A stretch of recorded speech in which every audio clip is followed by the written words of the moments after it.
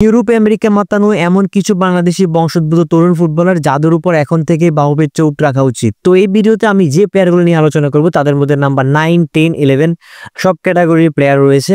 তো সম্পূর্ণ ভিডিওটি দেখুন। তো প্রথমে যার নাম বলবো তার নাম হচ্ছে কিয়ান রাহিম, যে MLS নেক্সট আন্ডার 16 টুর্নামেন্টে খেলছে। 2024 আসরে 10 গোল এবং 9টি অ্যাসিস্ট পেয়েছে। কিয়ান রাহিম নাম্বার 9 জার্সি পরে খেলে এবং এই পজিশনে সে দুর্দান্তই খেলে।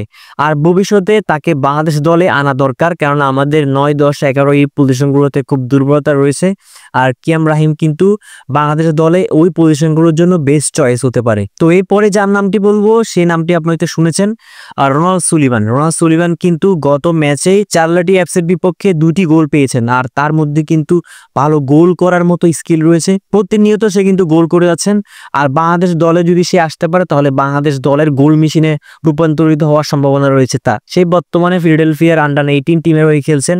বাংলাদেশ দলে কিন্তু রোনাল্ড সুলিভানের মতো প্লেয়ার দরকার রয়েছে, আর সে কিন্তু নিজে থেকে আগ্রহ দেখিয়েছেন বাংলাদেশ দলে খেলার জন্য। তার পরিবার থেকেও কিন্তু বাহুবের সাথে আলোচনা করেছেন। তো এর পরে প্লেয়ারটি হচ্ছে সুইডিশ ক্লাবে খেলা তাহসিন। সে কিন্তু দুর্দান্ত ভালো প্লে মেকার, নাম্বার 11 জার্সি পরে খেলে। গত বছর সে কিন্তু পর্তুগালের ক্লাব রিও আভাতো ট্রায়াল দিয়েছিলেন। তো এই লিস্টে সর্বশেষ যে নামটি বলবো তাকে নিয়ে তেমন একটা আলোচনা হয় না এবং তাকে নিয়ে তেমন কাউকে কথা বলতেও দেখা যায়নি।